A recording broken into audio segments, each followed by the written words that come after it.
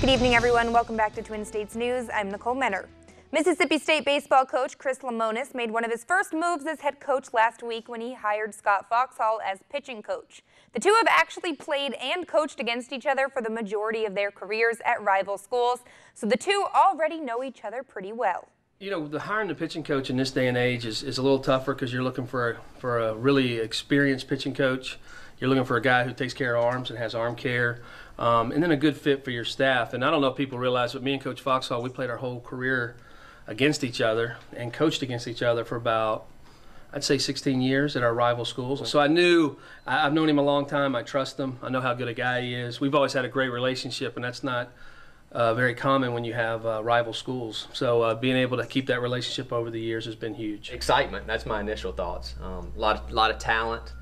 Some guys coming back that have been there before and done it and are ready to take the next step maybe into a leadership role and to get better at their craft than they were before, but also mix that with the influx of talent that Jake's done such a good job of bringing in here and keeping those guys together and getting them to campus. That it's going to be an exciting time this fall.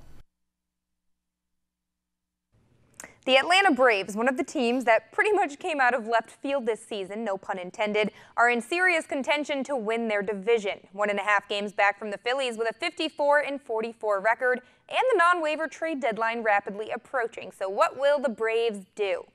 Pitching. The Braves in need of a controllable starting pitcher and some bullpen help. So some possible fits: Chris Archer of the Tampa Bay Rays and Tigers starter Mike Fiers and reliever Shane Green.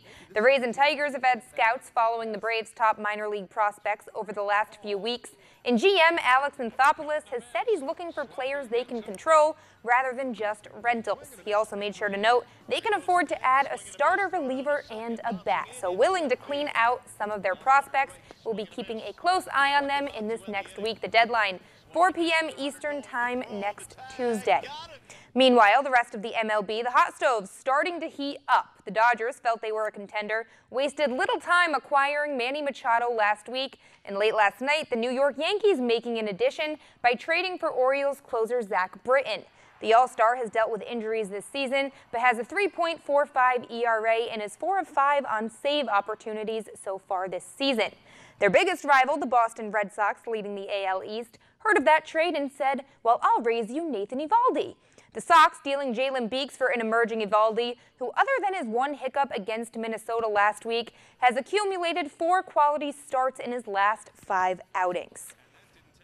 And here's one for you. On Monday night, Cardinals pitcher Daniel Ponce de Leon making his major league debut, and he would make it through 7 no-hit innings. So get ready for a little bit of deja vu.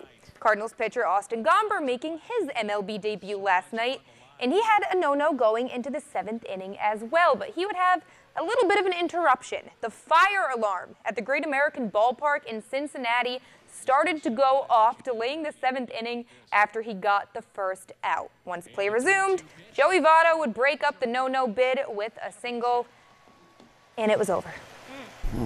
Bad luck right there. Yeah, and it just kind of messed up his flow. Weird coincidence, and even weirder that it happened 2 nights in a row to Cardinals pitchers making their MLB debuts. Right. Of course, they played today. Wasn't a pitcher making his debut, and the Cardinals lost. But 2 nights in a row, pretty crazy. Who pulled that fire alarm now? It might have been someone in the Reds organization. Smells a little fishy. A possibility. Thanks.